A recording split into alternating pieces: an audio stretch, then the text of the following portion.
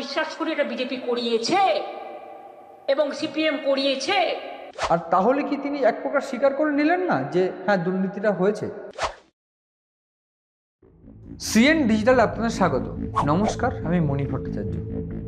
আজ আমরা আপনাদের একটা দুর্নীতির গল্প বলবো, যে দুর্নীতির গল্পে নায়ক একজন এবং এই গোটা প্লট, এই গোটা প্লটে কারা আছে, এই গোটা প্লট কিভাবে সাজানো হয়েছিল এবং কি কি প্রসেসে দুর্নীতি হয়েছে সেই বিষয়ে আমরা বলবো। এবং আপনারা নিশ্চয়ই বুঝতে পারছেন আমি কি নিয়ে কথা বলছি। এবং গোটা রাজ্যে যে রাজ্য রাজনীতি তোলপাড় করে দেওয়ার যে বিষয়, সেটা হচ্ছে এসএসসি।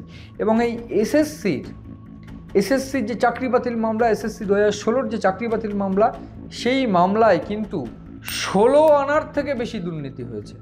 এবং এই 16 আনার থেকে বেশি দুর্নীতি অর্থাৎ 17 প্রকারের যে দুর্নীতি, 17 রকমভাবে যে দুর্নীতি, সেই দুর্নীতি কিভাবে হয়েছে সেই বিষয়ে কিন্তু উল্লেখ করেছে সুপ্রিম কোর্টের রায়ে।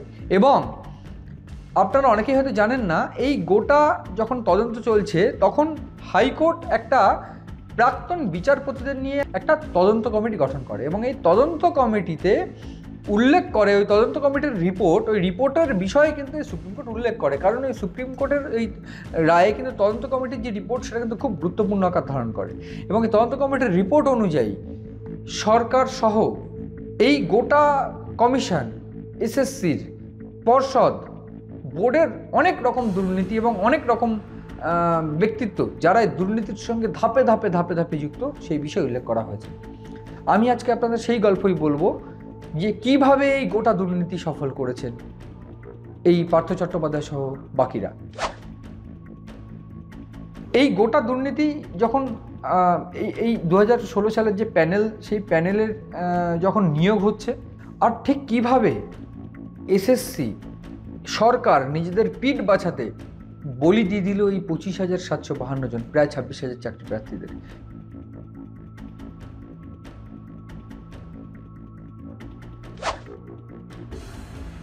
দু 2018, 19, 20, 21 এই সালগুলোতে, 2018 থেকে 23 সাল, এই সালগুলোতে যেসব পরীক্ষার্থীরা এই দুর্নীতির অভিযোগ তুলে, প্যানেলে দুর্নীতির অভিযোগ তুলে আরটিআই করে, তাদের কাছে কিন্তু একটা যে ওএমআরের স্ক্যান্ড কপি বা ওএমআরের কপি কিন্তু আরটিআই করার পর তাদেরকে দেওয়া হয়েছিল। কিন্তু যখন দুর্নীতির অভিযোগে সিবিআই তদন্তের নির্দেশ দেয় জাস্টিস গাঙ্গুলি, অভিজিৎ গঙ্গোপাধ্যায়, প্রাক্তন জাস্টিস অভিজিৎ গঙ্গোপাধ্যায়, তখন কিন্তু সেই এসএসসি আর স্ক্যান্ড কপি বা ওএমআরের কপি দেখাতে পারে না। ওএমআরের কপি এমনকি সিবিআই খুঁজেও পায়নি। এবার এই গোটা প্রক্রিয়া সম্ভব হলো কিভাবে? যেটা ওই বাগ কমিটির রিপোর্টে দাবি করছে এবং যেটা সুপ্রিম কোর্টের রায়ে উল্লেখ করা আছে, সুপ্রিম কোর্টের রায় পরিষ্কারভাবে বলছে যে এসএসসি নায়েসা নামে একটি সংস্থাকে বরাত দিয়েছিল ওএমআর শিট চেক করার এবং একটা নাম্বার রেগুলেট করার। এবং এই নায়েসা নামে একটি সংস্থাই কিন্তু এই গোটা ওএমআর শিট বিকৃত করার ক্ষেত্রে যুক্ত। ওএমআরের নাম্বার বাড়িয়ে দেওয়া, ওএমআর থেকে ডাটা সরিয়ে ফেলা বা ওএমআর পুরোপুরি বিকৃত করে ফেলা, ওএমআরের নাম্বার বাড়িয়ে দেওয়া, এই জিনিসগুলো কিন্তু ওই নায়েসা নামক সংস্থাই করে। এবং এই নায়েসা নামক সংস্থাই কিন্তু গোটা প্রক্রিয়া এসএসসির সহযোগিতায় করে। এবার সবথেকে গুরুত্বপূর্ণ তথ্য, তারপর এসএসসি কী করলো? এসএসসি কিন্তু এই ওএমআরের কোনো ডকুমেন্টসই রাখলো না, কোনো স্ক্যান কপি রাখলো না, কোনো ওএমআরটাই রাখলো না এবং ওএমআর পুড়িয়ে দিল। এই অভিযোগই কিন্তু করা আছে বা এই বক্তব্যই কিন্তু দেওয়া আছে সুপ্রিম কোর্টের রায়। যে বিষয়গুলো বলা আছে, যে পরিমাণ ভ্যাকান্সি ঘোষণা করা হয়েছিল গ্রুপ সি, গ্রুপ ডি, নবম, দশম, একাদশ, দ্বাদশ, এই প্রত্যেকটা বিভাগে কিন্তু তার থেকে বেশি রিক্রুট হয়েছে। যাদেরকে অ্যাপয়েন্টমেন্ট দেওয়া হয়েছে, কোথাও গিয়ে দেখা গিয়েছে তারা প্যানেলেই ছিল না। পাশাপাশি যারা সাদা খাতা জমা দিয়েছে, সিবিআই সিএফ সাদা খাতা উদ্ধার করেছে, লিস্টে তাদের নাম পাওয়া গেছে, তারা চাকরি করছে, তাদেরকে সাদা খাতা জমা দিয়েও চাকরি পেয়েছে। এবার আপনি ভাবুন, সাদা খাতা জমা দিয়ে চাকরি পেয়েছে, এখানেও যদি হতো তাহলে প্রশ্নটা থাকতো। তারপরে যেটা হয়েছে, প্যানেল উত্তীর্ণ নাম, তাদেরকেও চাকরি দেওয়া হয়েছে। যখন প্যানেলটার মেয়াদ শেষ হয়েছে, সেই মেয়াদ উত্তীর্ণ প্যানেল থেকেও চাকরি দেওয়া হয়েছে শুধুমাত্র টাকার বিনিময়ে। যারা মেরিট লিস্টের উপরে উপরে ছিল, অনেক ক্ষেত্রে দেখা গেছে যারা মেরিট লিস্টের নিচে তারা চাকরি পেয়েছে, উপরে যারা মেরিট লিস্টের উপরে র্যাঙ্ক রয়েছে তারা চাকরি পায় না। সবথেকে গুরুত্বপূর্ণ যেটা, পরীক্ষার্থীদের যে নাম্বার, সেই নাম্বারই পাবলিশ করা হয়নি। আপনি শুনলে চমকে যাবেন, এই বিপুল যে দুর্নীতি, সেই দুর্নীতির অনুমতি দিয়েছিল এসএসসি এবং বোর্ড। পাশাপাশি সুপার নিউমেরিক পোস্ট ক্রিয়েট করে দুর্নীতি করা হয়েছিল, যেটা আমি আগেও বললাম। এই গোটা প্রক্রিয়া কিন্তু করেছিল পার্থ চট্টোপাধ্যায় এবং তার সাঙ্গপাঙ্গরা, এবং তারা এসএসসি কিংবা কমিশনের, স্কুল সার্ভিস কমিশনের বিভিন্ন বড় বড় পদে রয়েছেন, বিভিন্ন জোনাল চেয়ারম্যান তারা। এই যে বাগ কমিটি, যে বাগ কমিটির মাধ্যমে যে বোঝা গিয়েছিল যে কারা কারা কীভাবে দুর্নীতি করেছে, সেই বাগ কমিটি কিন্তু বেশ কয়েকজনের নাম উল্লেখ করে, যেখানে পরিষ্কার করে বলা হয়েছিল যে কমিশন কিন্তু গ্রুপ সি, গ্রুপ ডি নিয়োগের ক্ষেত্রে কোনো রকম প্যানেল যখন প্রকাশ করে স্বচ্ছতাই ছিল না। র্যাঙ্ক জাম্প কিংবা নম্বর বাড়িয়ে দেওয়া, এই জিনিসগুলো কিন্তু বারবার করে করা হয়েছে।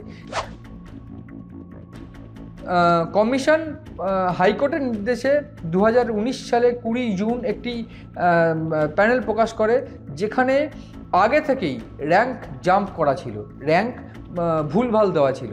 এই বিষয়টা কিন্তু খুব উল্লেখযোগ্য, তার কারণ এই আগে থেকেই যে দুর্নীতি হবে সেটা কিন্তু জানতো তারা, এবং তারপরে কিন্তু হাইকোর্টের অনুযায়ী বা হাইকোর্টের চাপে এক প্রকার প্যানেলটা প্রকাশ করে। পাশাপাশি ওই বাগ কমিটির রিপোর্টে এটা উল্লেখ আছে যে পার্থ চট্টোপাধ্যায় গোটা সমস্ত যে প্রক্রিয়া বা সমস্ত যে দুর্নীতি হচ্ছে সেই বিষয়ে জানতেন।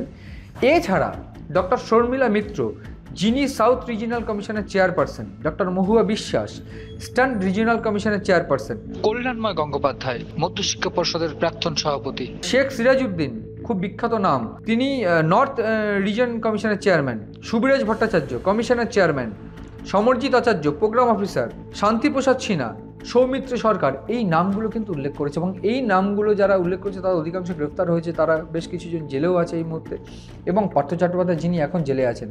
এবং এই গোটা প্রক্রিয়াকে ধামাচাপা দিতে এসএসসি এবং সরকার কিভাবে নিজেদের পিঠ বাঁচিয়েছে সেই বিষয়ে আমি যখন বলবো, আমি বলতে চাইবো এসএসসি কিন্তু চাইলেই স্ক্যান কপি দেখাতে পারতো, বা স্ক্যান কপি কিন্তু এসএসসি কিন্তু বারবার করে হাইকোর্টে বলেছিল যে তারা এই যোগ্য অযোগ্য আলাদা করতে পারবে, কিন্তু তারা কোনোরকমভাবে যোগ্য অযোগ্য আলাদা করেনি, যোগ্য অযোগ্য আলাদা করে হাইকোর্টে বা সুপ্রিম কোর্টে কোথাও দেয়নি। ফলে এই 26,000 জন চাকরি প্রার্থী যারা 26,000 জন শিক্ষক শিক্ষিকা, তারা চাকরি হারালো।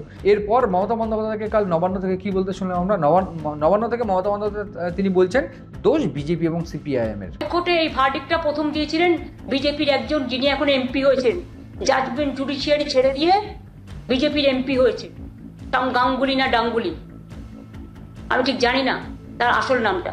তারা কোন মুখে বড় বড় কথা বলে, এবং আমি বিশ্বাস করি এটা বিজেপি করিয়েছে এবং সিপিএম করিয়েছে। নিজেদের দোষ ঢাকতে তারা এখন ঢাল করছে বিজেপি এবং সিপিআইএমকে, এবং এর মধ্যে তিনি রাজনীতিকরণ করছেন, এবং তিনি বলছেন যে এটা রাজনীতিকরণ হয়েছে। এবং তার বক্তব্য যে তিনি 7 তারিখ দেখা করবেন, 7 তারিখ চাকরি প্রার্থীদের সঙ্গে দেখা করবেন। ঠিক 1 বছর আগে তিনি যেমনটা বলেছিলেন যে কারোর চাকরি যাবে না, তিনি বুঝবেন সমস্তটা। আজকে কি হলো? আজ এই 26,000 চাকরি প্রার্থী তারা কিন্তু পথে, এবং এই গোটা বিষয়ে মমতা বন্দ্যোপাধ্যায়ের বক্তব্য রাজনীতিকরণ হয়েছে। এবার এই রাজনীতিকরণ কিংবা যে পদ্ধতিতে তৃণমূল নিজেদের পিঠ বাঁচানোর চেষ্টা করছে, সেই বিষয়ে কিন্তু প্রশ্ন উঠছে যে বাম বা বিজেপি যদি এই কাজগুলো করতো, তবে কি তৃণমূল বা এই যে গোটা দুর্নীতি হচ্ছে সেটা হয়নি? সবাই নির্দোষ। তিনি বললেন যে একজনের দোষে আর কতজন শাস্তি পাবে। তবে প্রশ্ন উঠছে যে এই গোটা প্রক্রিয়ায় আর কেউ যুক্ত ছিল না, একজনই সমস্ত দুর্নীতি করেছে। আর তাহলে কি তিনি এক প্রকার স্বীকার করে নিলেন না যে হ্যাঁ দুর্নীতিটা হয়েছে? আর যদি সেই দুর্নীতি হয়ে থাকে তিনি আগে কেন ব্যবস্থা নিলেন না? এই প্রশ্নগুলো কিন্তু স্বাভাবিকভাবে উঠছে। এই সমস্ত বিষয়ে নজর রাখছি আমরা, নজর রাখুন আপনারাও সিএন ডিজিটালের পাতায়।